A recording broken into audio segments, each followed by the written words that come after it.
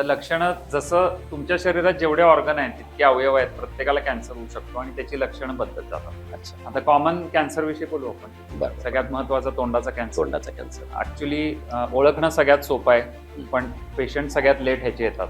तोंडाचे.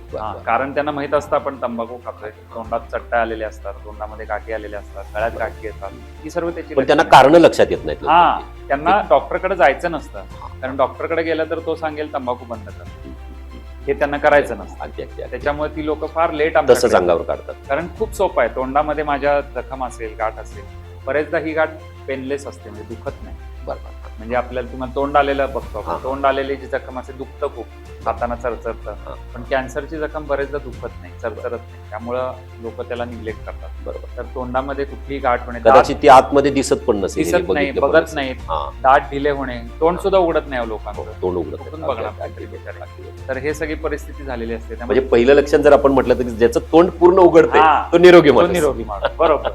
आमच्याकडच्या निम्म्या लोकांची तोंडच उघडत नाही, हा. आम्हालाही दिसत नाही. त्यामुळे तात्काळ आलं पाहिजे हॉस्पिटलमध्ये टेस्ट केली लवकरात पाहिजे. लवकर यायला पाहिजे. तुमचं तोंड उघडणं कमी झालं की लगेच या. हे बेसिक लक्षण आहे. अगदी त्यामुळे तोंडाच्या कॅन्सरच्या बाबतीत हे म्हणता येईल. स्त्रियांमध्ये स्तनाचा कॅन्सर असतो, स्तनात कुठलीही गाठ ही कॅन्सर असू शकते. बरोबर. त्यामुळं बरेचदा काय होतं, पेनलेस असतात त्या गाठी, दुखत नाही, त्या स्त्रिया अंगावर काढतात. पण कॅन्सरच्या स्तनातल्या गाठी ह्या 99% न दुखणाऱ्या असतात. अच्छा, स्तनात दुखणारी गाठी बरेचदा कॅन्सरची नसते. बरोबर. त्यामुळे उलटा येते. त्यामुळे नुसती गाठ जरी दिसली तरी डॉक्टरकडे द्यायला पाहिजे. बरोबर. बरेचदा प्रॉब्लेम पोटाच्या कॅन्सरचा होतो, ते कळत नाही. आता याच्यामध्ये जर आतड्याचे कॅन्सर असतील तर तुमची आतड्याची जी काही सवयी आहेत, दिवसात एक दोनदा मोशन होते तुम्हाला, तर त्या बदलतात. कधी कधी संडासमधनं रक्त वगैरे जातं, उलट्या व्हायला लागतात, आणि सगळ्यात महत्वाचं लक्षण म्हणजे वजन कमी होतं आणि भूक कमी होते. ही लक्षणं पोटात वाढणाऱ्या कॅन्सरची आहेत. त्यामुळे तुम्हाला जर वाटायला लागलं की मला पूर्वीसारखी भूक लागत नाही, पहिलं लक्षण म्हटलं तर वेट कमी होणे. वेट कमी होणे, मी काहीच करत नाही वेगळं आणि तुमचं वजन आपोआपच कमी होतं, बरोबर. तर नक्कीच तुम्ही बघितलं पाहिजे, टेस्ट केली पोटामध्ये पाहिजे, कॅन्सर आहे. वेळीच केली पाहिजे.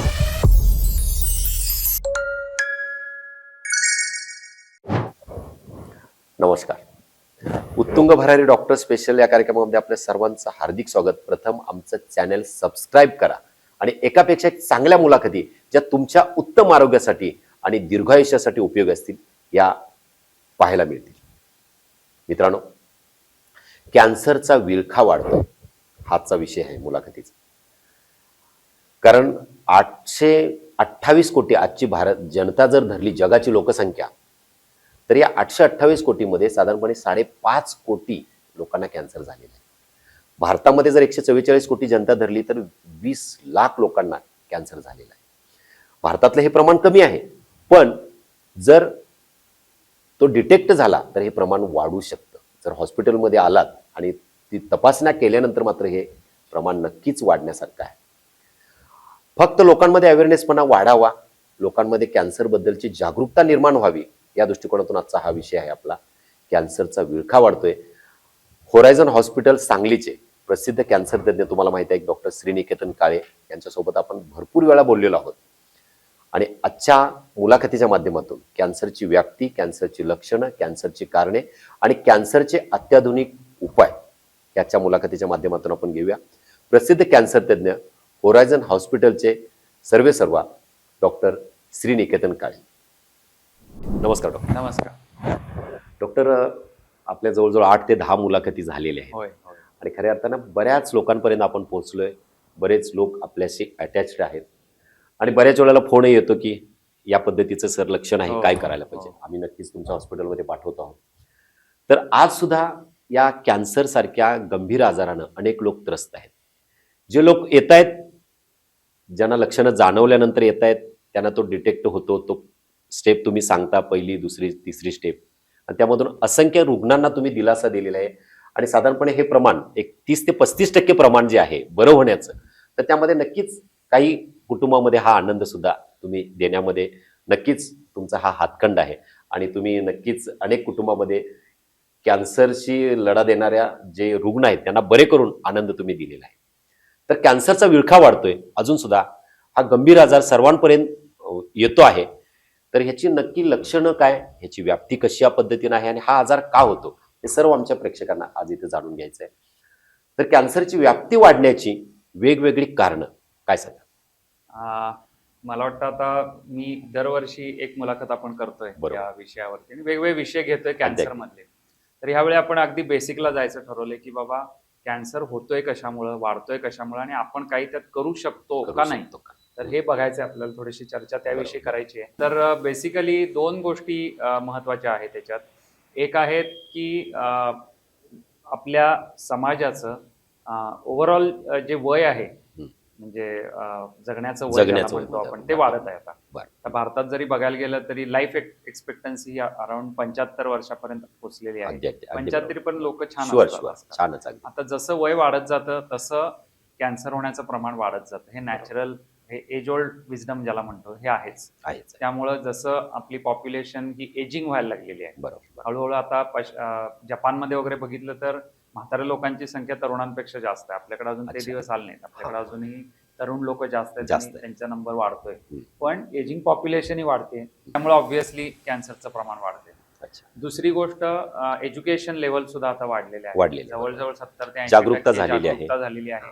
तालुक्यात प्लेस मध्ये सुद्धा आता चांगले चांगले डॉक्टर, तज्ञ अवेलेबल व्हायला लागलेत. त्यामुळे कॅन्सरचं डिटेक्शनचं प्रमाण सुद्धा वाढत आहे. तर हे 2 महत्वाचे फॅक्टर आहेत की जे आपण अजिबात निग्लेक्ट करून चालणार नाही. आणि उगाच लोकांना फार घाबरवण्यात पण काय अर्थ नाहीये. तर यातलं जे अवेअरनेस त्यांच्यामध्ये वाढावा. तर हे 2 महत्वाची कारण आहेत. तिसरं महत्वाचं कारण आहे हे म्हणजे पोल्युशन. बरोबर. पॉप्युलेशन आणि पोल्युशन असं आपण म्हणतो. तर पोल्युशन हे समाजात सगळीकडे आहे. तुम्ही घरातनं बाहेर पडला की तुम्ही त्या प्रदूषणाला एक्सपोज होताय. हवेत धूर आहे, कधीही गेलात तरी हवाशी स्वच्छ तुम्हाला बघायला मिळत नाही. कोण कुठेही काहीतरी पेटवून दिलेलं असतं आणि सगळी अवस्था सगळं आपण सगळं घेतो. आज जर सिग्नलला थांबलात तुम्ही, टू व्हीलरवर जर असाल तर किती तुम्ही धूर आपण घेत असतो आणि खात असतो. त्याला काय लिमिटच नाहीये. तुम्ही जर का हिवाळ्याच्या दिवसात न्यूज बघितलेस तर AQI ज्याला आपण एअर क्वालिटी इंडेक्स, किती खराब आहेत आपल्या शहरांमधले हे आपण बघतच असतो.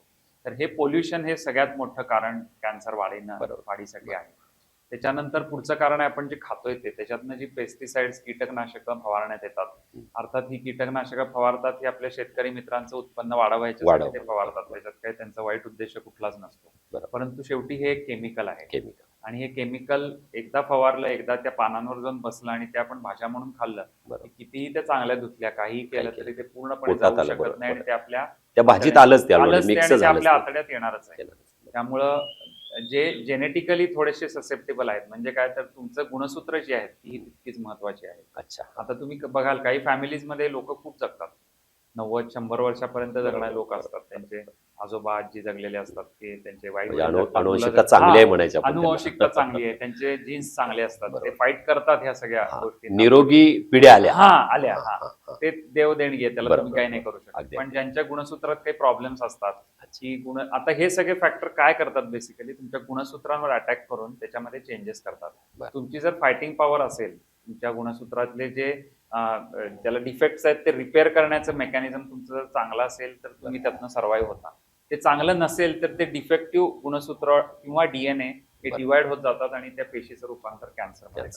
त्यामुळं तुमचं पर्सनल ससेप्टेबिलिटी फार महत्वाची आहे. आता काही लोक तंबाखू दिवस रात्र खाताना काही होत. आता तोच प्रश्न होते, अरे तुम्ही तंबाखूने कॅन्सर होईल म्हटलं ना, ते म्हणतात माझं वय 80 आहे, मला कुठे काय झालंय. काही लोकांना हार्डली 4-5 वर्ष खातात, त्या लोकांना वयाच्या 25व्या वर्षी कॅन्सर होतो.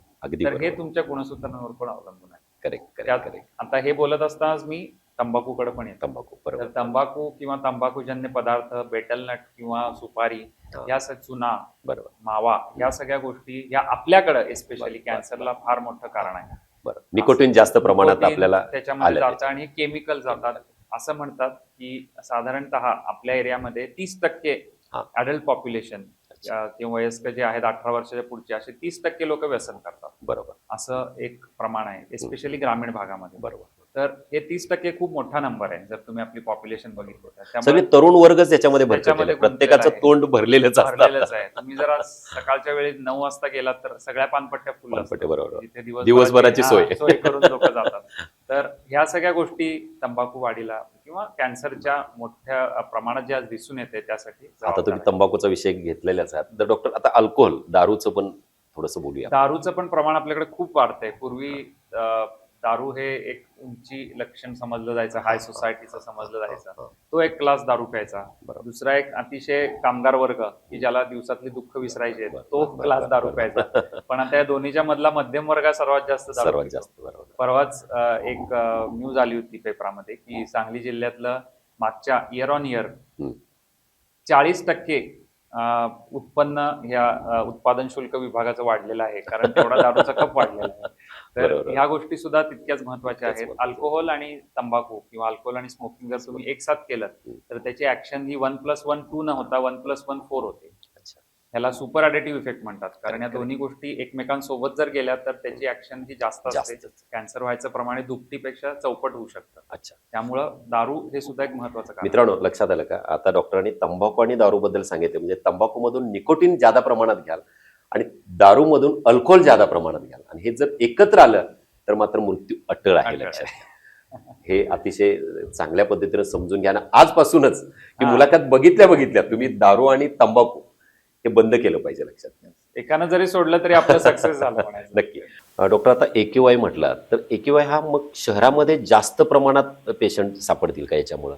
हा, म्हणजे शहरामध्ये तर व्हायचं ग्रामीण प्रमाण- भागामध्ये वातावरण ग्रामीणमध्ये अतिशय चांगलं AQI असतं. बरा असतो, पण जे मी तुम्हाला म्हणलं की पेस्टिसाइडचं प्रमाण, त्याचं एक्सपोजर हे ग्रामीण भागात जास्त आहे. तंबाखू एक्सपोजर जास्त आहे. ग्रामीण भागात तंबाखू खाण्याचं प्रमाण देखील जास्त आहे. बरोबर. त्यामुळे हे कुठेतरी हे फॅक्टर सगळीकडे वेगळे वेगळे काम- उन्हामध्ये लोक भरपूर प्रमाणामध्ये जास्त वेळ काम करतात, त्याचा हो, काही इफेक्ट? त्याचाही इफेक्ट होतो. उन्हात एक्सपोजर, तरी आपण थोडे काळसर वर्ण आपला असल्या कारणामुळे आपण प्रोटेक्टेड आहोत. बरोबर. गोरे लोक जे त्यांना ऑस्ट्रेलियात जास्त- हा, हा. राहतात, एस्पेशली युरोपियन लोक जे ऑस्ट्रेलियात सेटल झाले, त्यांच्यामध्ये स्किन कॅन्सर, चमडीच्या प्रमाण कर्करोगाचं जास्त आहे. प्रमाण जास्त आहे. आपल्याला ते नॅचरल प्रोटेक्शन थोडंफार आहे, पण अच्छा. तरी सुद्धा प्रखर उन्हामध्ये तुम्ही जास्त वेळ काम केलं तर ऑब्व्हियसली त्वचेचा कर्करोग होण्याचं प्रमाण देखील जास्त. वाढतं. ठीक आहे डॉक्टर, आता आपण कॅन्सरची प्रमुख लक्षणे आता इथून आपल्या सर्वच दर्शकांना, कारण मित्रांनो लक्षात घ्या, भारतामध्ये म्हणजे जरी एक 20 लाख लोकांना कॅन्सर झालेला असेल, डिटेक्ट झालेले असतील, पण बरेच लोक असे घरामध्ये आहेत की जे कधीच टेस्टला आपण गेलो नाहीये.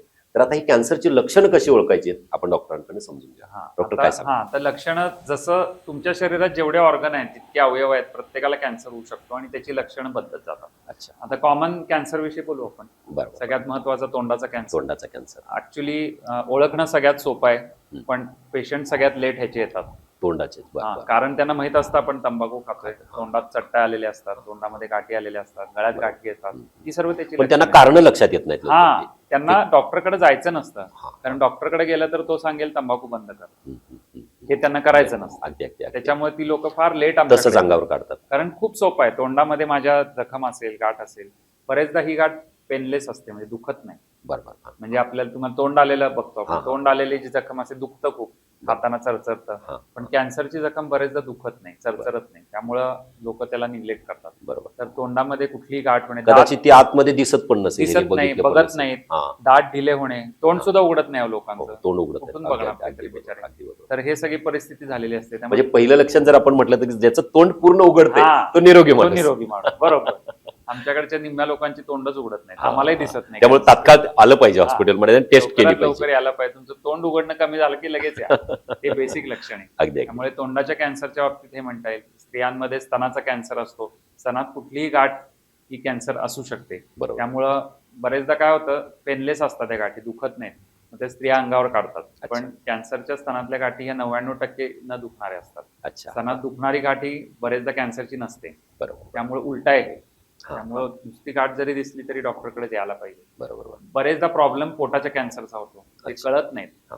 आता याच्यामध्ये जर आतड्याचे कॅन्सर असतील तर तुमची आतड्याची जी काही सवयी आहेत, दिवसात 1-2दा मोशन होते तुम्हाला, तर त्या बदलतात. कधी कधी संडासमधनं रक्त वगैरे जातं, उलट्या व्हायला लागतात, आणि सगळ्यात महत्वाचं लक्षण म्हणजे वजन कमी होतं अगदी आणि भूक कमी होते. करेक्ट. ही लक्षणं पोटात वाढणाऱ्या कॅन्सरची आहेत. त्यामुळे तुम्हाला जर वाटायला लागलं की मला पूर्वीसारखी भूक लागत नाही, पहिलं लक्षण म्हटलं तर वेट कमी होणं. वेट कमी होणे, तुम्ही काहीच करत नाही वेगळं आणि तुमचं वजन आपोआपच कमी होते, बरोबर. तर नक्कीच तुम्ही बघितलं पाहिजे, बघितलं कुठेतरी टेस्ट केली पोटामध्ये पाहिजे, कॅन्सर वेळीच आहे. वेळीच केली करावी लागेल. दुसरं असतं, स्त्रियांमध्ये अंडकोशाचे कॅन्सर आज खूप कॉमन आहे, खूपच कॉमन आहे.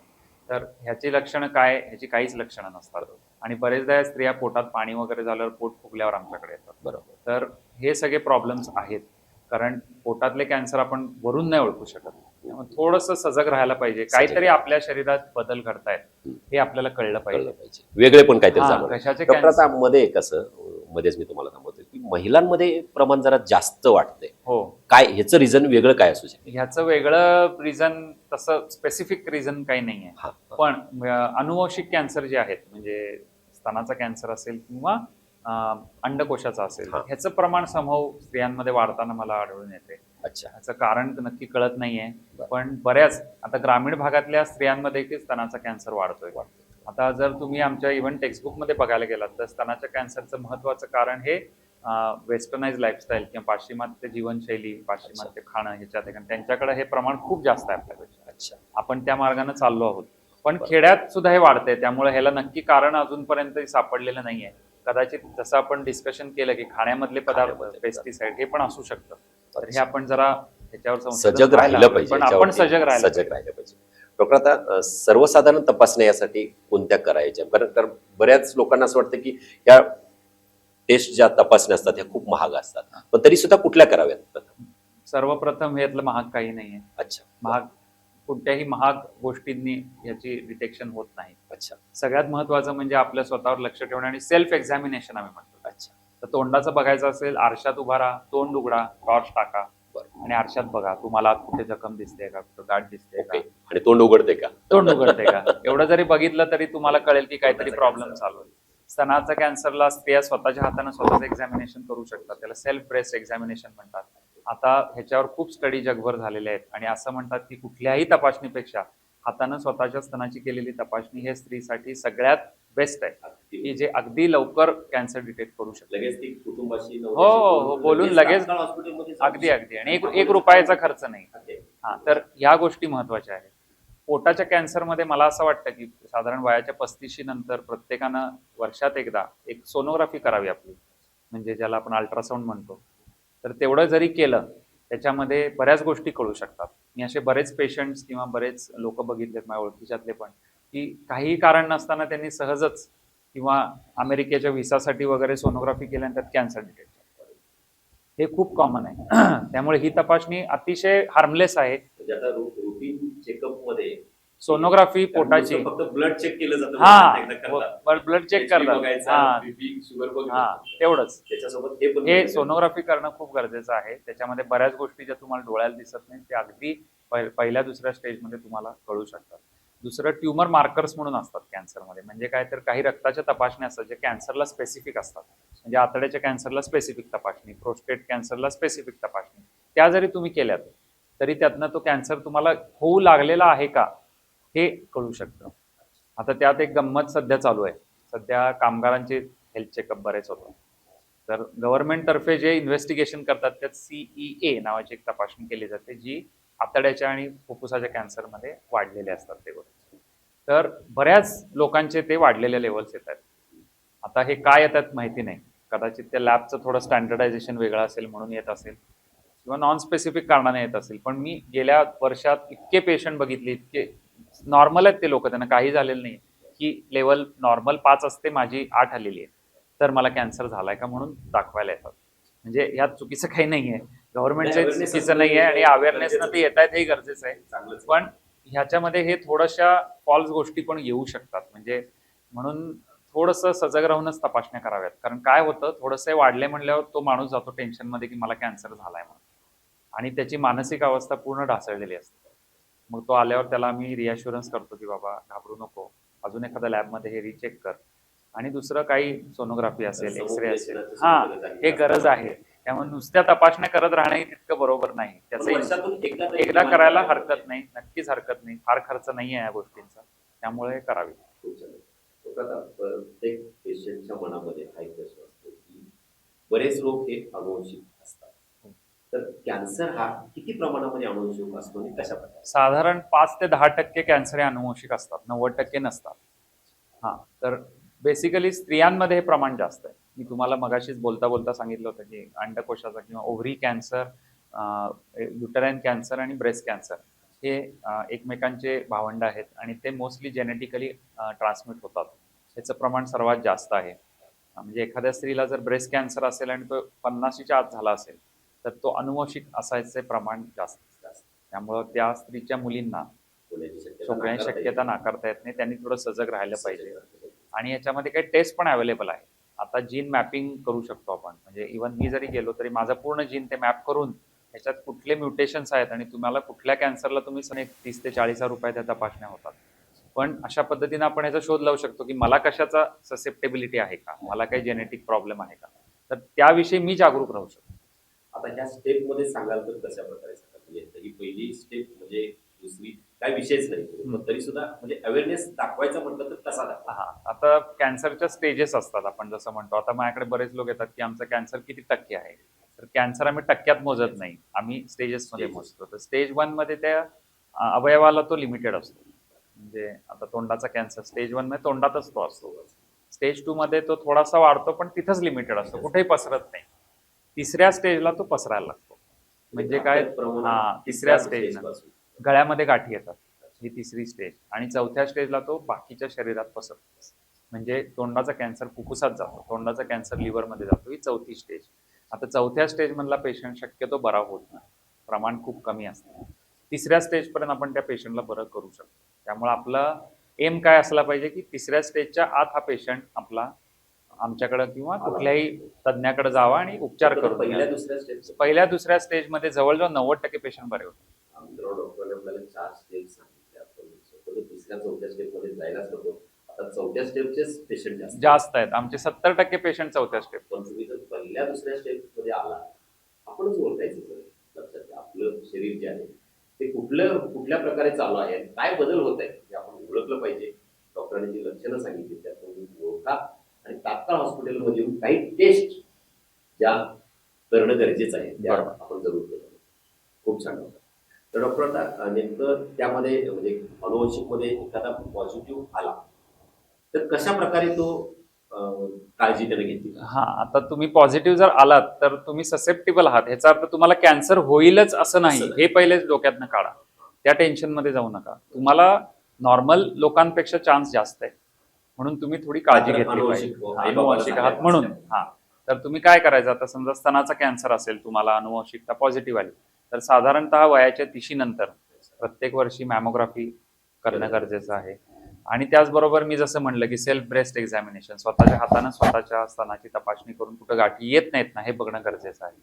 समजा तुम्हाला कुठला पॅनक्रियास स्वादुपिंडाचा वगैरे कॅन्सर असेल तर सोनोग्राफी महिन्याला करणं गरजेचं आहे.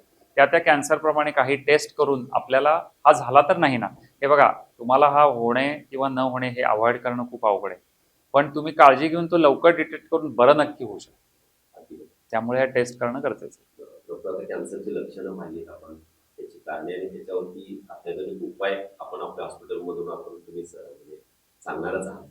पण तरी पण कॅन्सर होऊ नये यासाठी सर्वसाधारणपणे लाईफस्टाईल कशी असावी, लोकांनी काळजी कशी? तर आपण जे एज ओल्ड आपल्या आजी आजोबांनी सांगितले तीच लाईफस्टाईल असावी.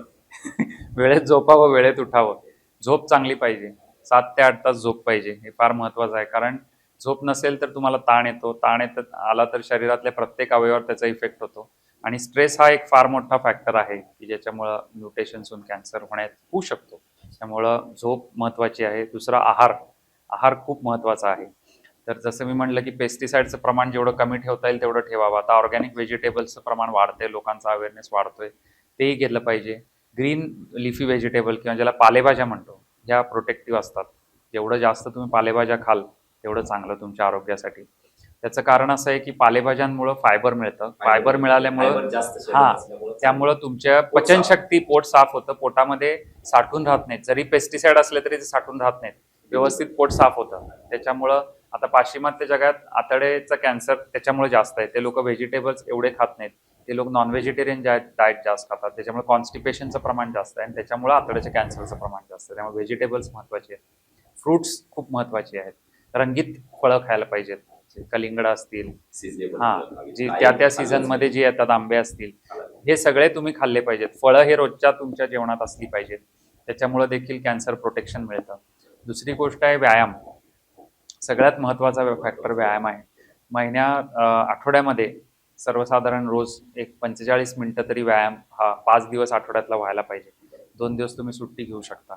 व्यायामाला अगदी काय जोरात तुम्ही मॅरेथॉनच पळायला पाहिजे रोज असं नाही, पण एक रेग्युलर एक्झरसाइज ज्याला म्हणतो सगळ्या हातापायचे मुवमेंट व्हाव्यात, थोडाफार घाम यावा, तुमचा हार्ट रेट थोडा वाढावा, हे महत्वाचं आहे. थोडा दम लागावा तुम्हाला. लागलाच हा, तर ह्या गोष्टी त्या व्यायामामध्ये व्हायला पाहिजेत. हृदयाची क्षमता पण हा, त्यामुळेच ह्याला एरोबिक एक्सरसाइजेस असं म्हणतात. त्याच्यामुळे तुमची हार्ट कपॅसिटी पण वाढते.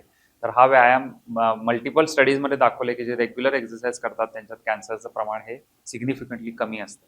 त्याच्यामुळे व्यायाम करणं हे फार फार फार महत्वाचं आहे. ही लाईफस्टाईल आता हा, लोकांनी अवलंबली पाहिजे. मोबाईल लोकांना झोपू देणं झालेलं आहे. त्यामुळे त्या हा, मोबाईलमधून बाहेर बाहेर पडा. रात्री 10 वाजले 10:30 वाजले तर ते मोबाईल बंद करून ठेवा. आज डॉक्टर आहेत, डॉक्टर सुद्धा आता त्यांनी 10 वाजता त्यांचं सुद्धा लाईफस्टाईल करते. होय. कारण जेवढं लवकर झोपलं, जेवढं लवकर झोपू तेवढं लवकर उठू, होय, आणि तेवढं आयुष्य आयुष्य जास्त. अगदी बरोबर. त्यामुळं सर्वांना विनंती आहे, लक्षात या मुलाखतीच्या माध्यमातून विनंती करतोय, रात्री 11 नंतर जाऊच नाही. हा, रात्री 11 म्हणजे लास्ट झाली. रात्री 11 पर्यंत तुम्ही झोपलंच पाहिजे आणि आपलं आयुष्य वाढवण्यासाठी ही मुलाखत आमची तुम्हाला कारणीभूत होते. होय. डॉक्टर खूप छान. आज तुमच्या होरायझन हॉस्पिटलच्या माध्यमातून आता सांगलीमध्ये जवळजवळ आता 10 वर्ष झाली आता तुम्ही प्रॅक्टिस करत आहात. हो आणि नुकतीच धामणीमध्ये सुद्धा 1 वर्ष तुमचं पूर्ण होत आलेलं आहे. हो हो. तर ह्या 1 वर्षामध्ये म्हणजे अतिशय चांगल्या पद्धतीनं हे नवीन हॉस्पिटल तुम्ही आपलेलं आहे. फक्त आणि फक्त कॅन्सर याच्यासाठी हे आपलं होरायझन ही शाखा आपली धामणीची आहे. तर ह्या 1 वर्षामध्ये बरेच पेशंट तुमच्याकडे आलेले आहेत. तर ह्या 1 वर्षाचा जरा आपण एखादा आढावा कशा प्रकारे. हा 1 वर्षाचा जर्नी माझ्यासाठी पर्सनली फारच काय म्हणायचं त्याला चॅलेंजिंग होता. कारण नवीन हॉस्पिटल, एवढी मोठी इन्व्हेस्टमेंट, एवढा खर्च, कर्जाचे हप्ते, त्याचबरोबर हॉस्पिटल गावाबाहेर बांधलं होतं. त्यामुळे रुग्ण येतील का नाही इथपासून शंका होती आम्हाला. पण प्रतिसाद खूपच चांगला होता. लोकांचा विश्वास जो काय आम्ही आधी कमवला होता त्याचा मला वाटतं फायदा झाला. आणि इथे आम्ही रेडिएशन फॅसिलिटी ॲड केली, आम्ही अधिक स्पेशालिस्ट आणले आणि लोकांना एक होलिस्टिक कॅन्सर ट्रीटमेंट ज्याला म्हणतो, सर्वांगीण कॅन्सर उपचार, ज्याच्यामध्ये आहारापासून, व्यायामापासून ते त्यांच्या ट्रीटमेंटपर्यंत, किमो, रेडिएशन सगळं आम्ही एकाच छताखाली द्यायला लागलो. स्कीमची व्याप्ती वाढली. पूर्वी फक्त बिलो पॉवर्टी लाईन लोकांसाठी आपली महाराष्ट्राची योजना होती, आता ती सगळ्यांना ओपन केलेली आहे गव्हर्नमेंटनं. अतिशय चांगला स्तुत्य उपक्रम आहे. त्यामुळं कॅन्सर वाढायचं, मी विनोदानं नेहमी म्हणतो, कॅन्सर वाढायचं आणखीन एक कारण म्हणजे योजना आहेत. कारण लोक आता येतात आणि ट्रीटमेंट करून घेतात, त्याच्यामध्ये आर्थिक अडचण कुठली नाही. अवेअरनेस वाढलेला आहे. रिसेंटली गव्हर्नमेंटनं नवीन खूप पॅकेजेस आणली आहेत, पॅकेजचे दर वाढवले आहेत. लोकांसाठी 5 लाखापर्यंतची विमा मोफत केलेला आहे आता. तर ह्या सगळ्या गोष्टींमुळे बरेच लोक जे पूर्वी ट्रीटमेंट घ्यायला कचरत होते कारण आर्थिक विषय होता, तर तो गेलेला आहे.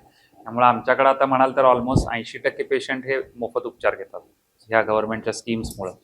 तर हे अतिशय स्तुत्य उपक्रम आहे गव्हर्नमेंटचा आणि ते तुमच्यासाठी एवढं देत आहेत, तुम्ही त्याचा फायदा करून घेतला पाहिजे.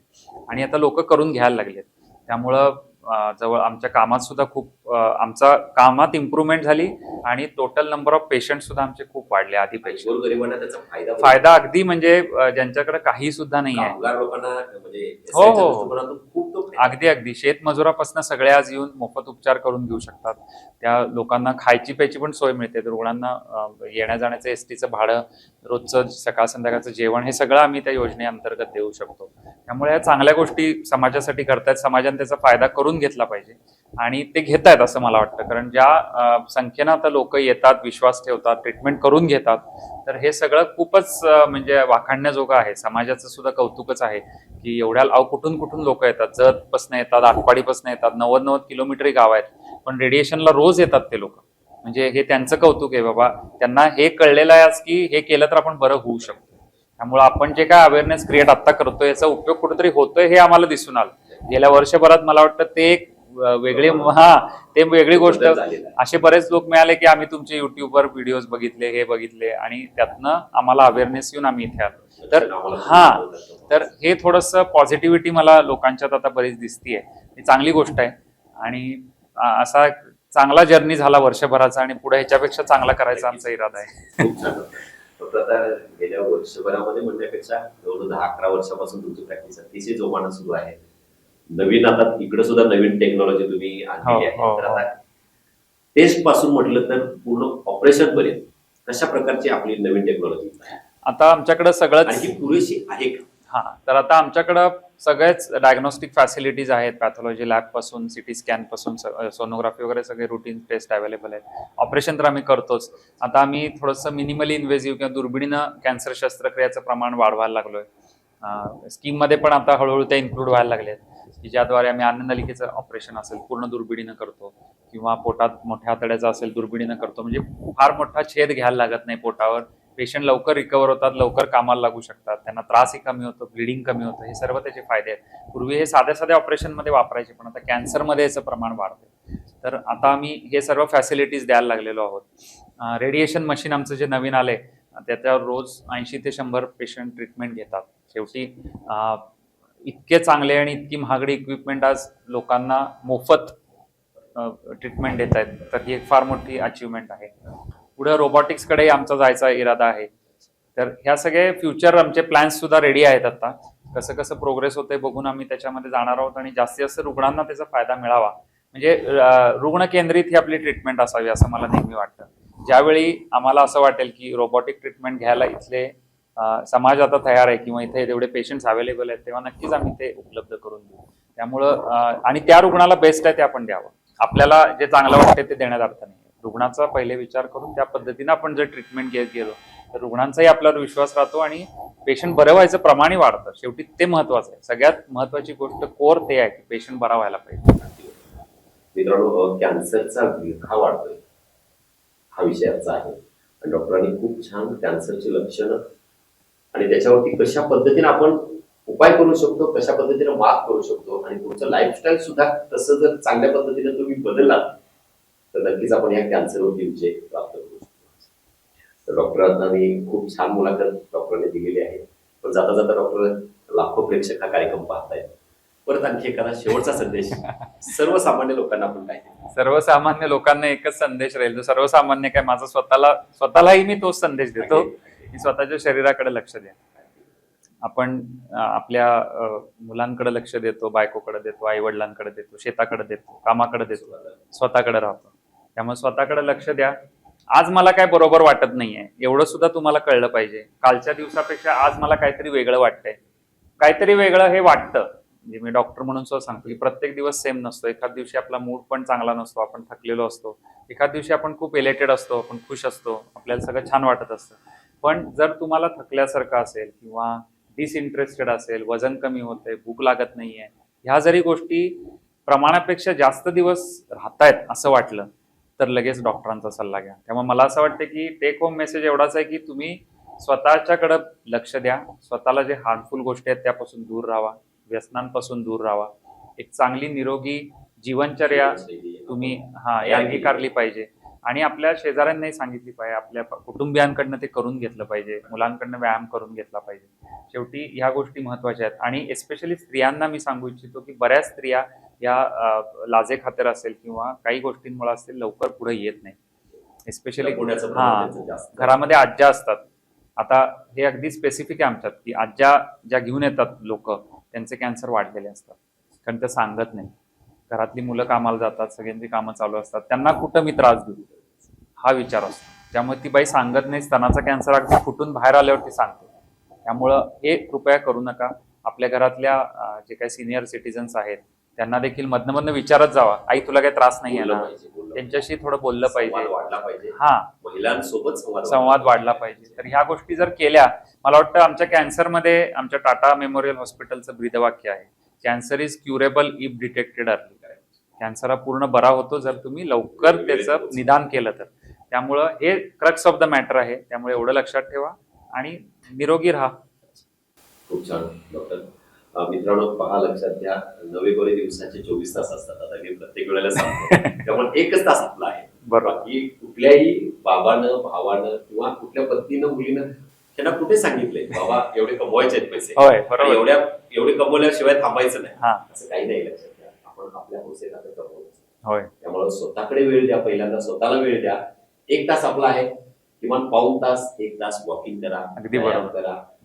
तर आपलं जीवनशैली आपण चांगली राखू शकतो आणि आपलं निरोगी आयुष्य आपण चांगल्या पद्धतीने जगू शकतो. तर आजच्या मुलाखतीच्या माध्यमातून आपण हे घेऊया. आणि डॉक्टरांनी खूप छान तुमच्यामध्ये अवेअरनेस जेवढा ओतता येईल, जेवढं तुम्हाला जागृत करता येईल योग्य लक्षणं सांगितलेली आहेत. कशा पद्धतीने आपण जीवनशैली अवलंबली पाहिजे. दारू, गुटखा, तंबाखू, मावा यापासून तुम्ही अलिप्त राहा, मिश्रित असू नका आणि उन्हामध्ये सुद्धा कशा पद्धतीने काम करायचं ते सुद्धा थोडंसं काळजीपूर्वक करत राहा. प्लॅस्टिकच्या वापरापासून सुद्धा थोडंसं दूर जा. कुठल्याही गरम पदार्थ प्लॅस्टिकच्या पिशवीत घेऊ नका. तर हे सगळं आपण आजपासून अवॉइड करूया आणि चांगली जीवनशैली अवलंबूया आणि या कॅन्सरवर मात करूया. आणि ह्या कॅन्सरचा जो विळखा आहे हा विळखा आपण काढून टाकूया आणि यातून निरोगी आयुष्य करूया. खूप छान डॉक्टर, अतिशय चांगल्या पद्धतीने मुलाखत दिली आणि नक्कीच या मुलाखतीचा असर त्या लोकांवरती पडेल आणि आपला कॅन्सर मुक्त भारत होईल. खूप छान, धन्यवाद. थँक्यू, धन्यवाद.